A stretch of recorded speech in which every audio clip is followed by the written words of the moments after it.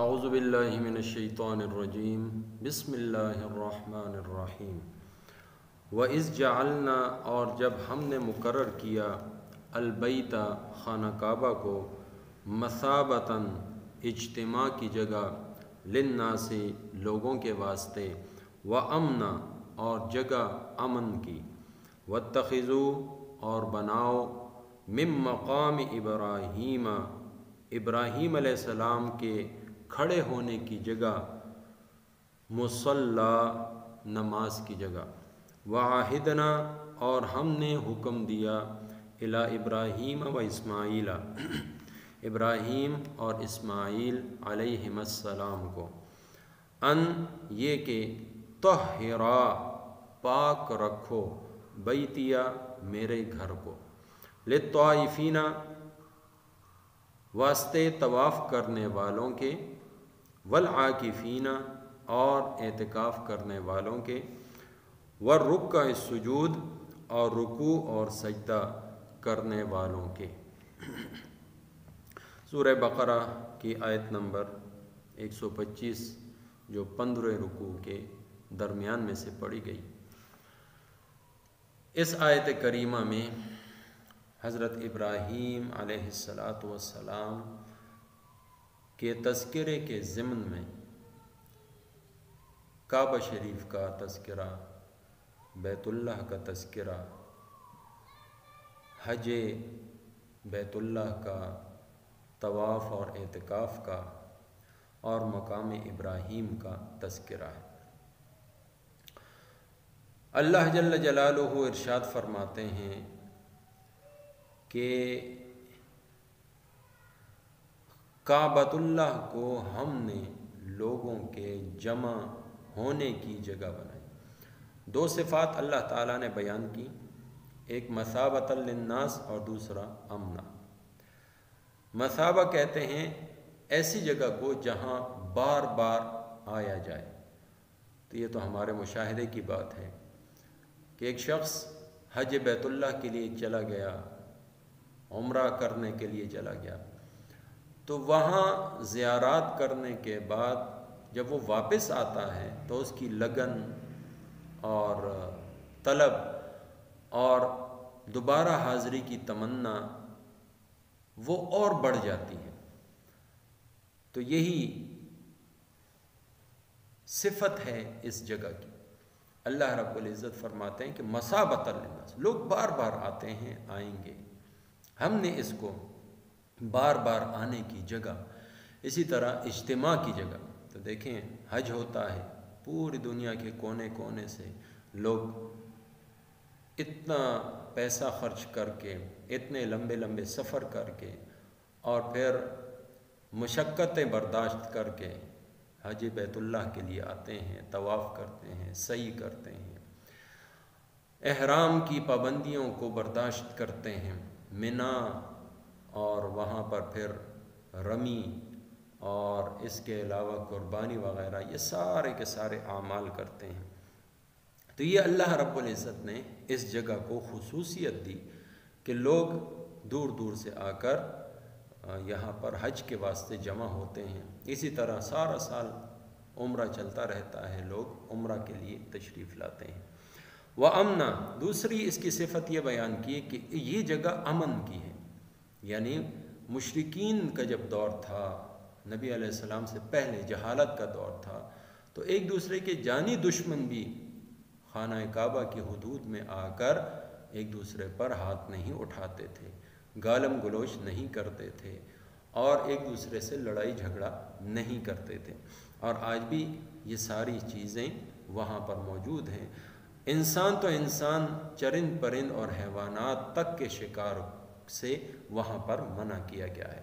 تو اس لیے یہ جگہ پرامن جگہ ہے، امن سے بھرپور جگہ ہے۔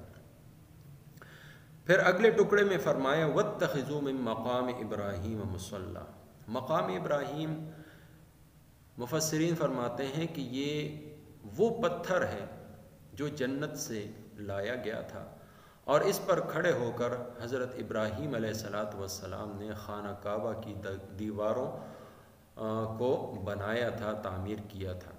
اور اس پتھر کی خصوصیت یہ تھی کہ جوں جوں دیوار بڑھتی اور حضرت ابراہیم علیہ السلام کو اوپر ہونے کی ضرورت ہوتی، یہ پتھر یہ ان کے ساتھ اوپر ہوتا رہتا، اور یوں حضرت ابراہیم علیہ السلام بڑے سہولت کے ساتھ خانہ کعبہ کی دیواروں کو تعمیر کرتے رہے۔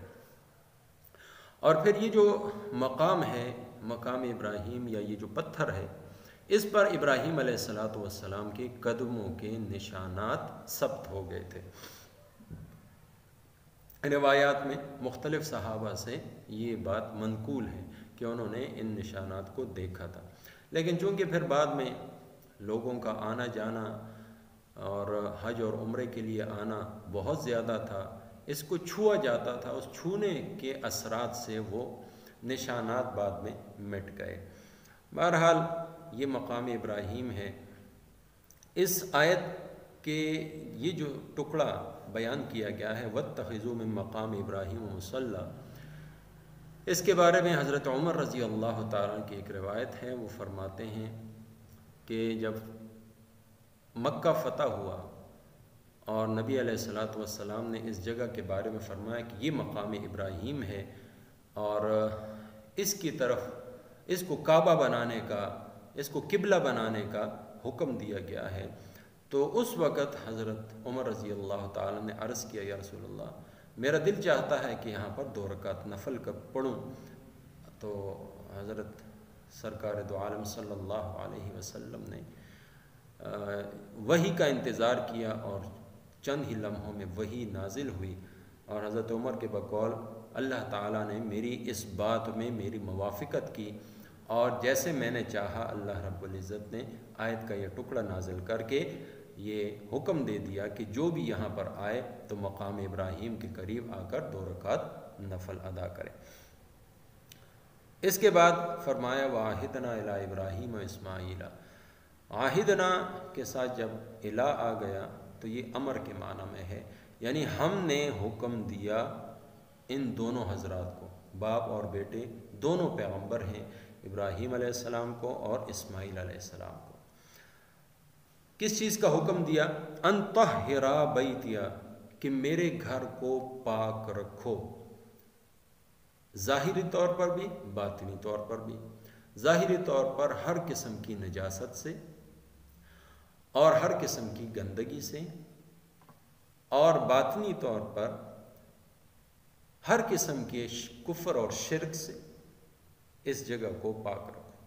کس کے لیے؟ للطائفین والعاکفین والرکع السجود، طائفین دور سے آنے والے جو یہاں آ کر حج کے لیے آئیں گے یا عمرے کے لیے آئیں گے، طواف کے لیے آئیں گے، وہ طائفین ہو گئے۔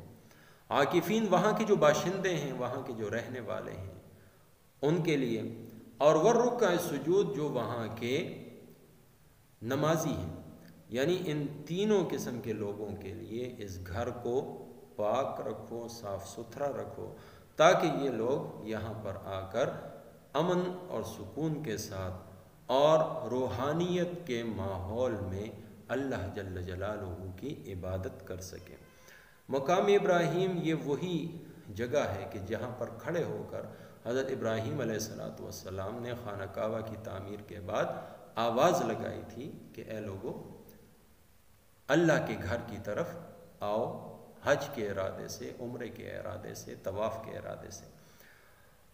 تو اللہ رب العزت نے ان کی آواز تمام روحوں تک پہنچا دی، اور جس روح نے جتنی مرتبہ لبیک کہا وہ زندگی میں اتنی مرتبہ یہاں پر حاضر ہوگا۔ اللہ تعالیٰ مجھے، آپ کو اور تمام مسلمانوں کو حرمین شریفین کی مقبول اور مبرور حاضریاں بار بار نصیب فرمائے۔ ترجمہ دہرا لیتے ہیں۔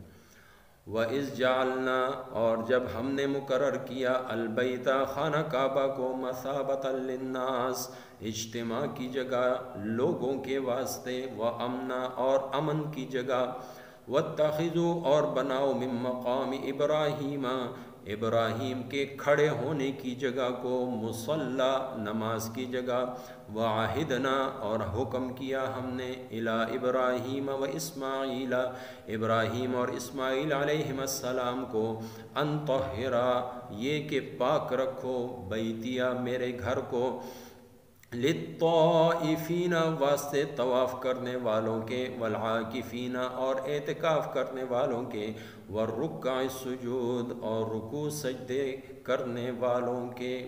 وما توفیقی الا باللہ۔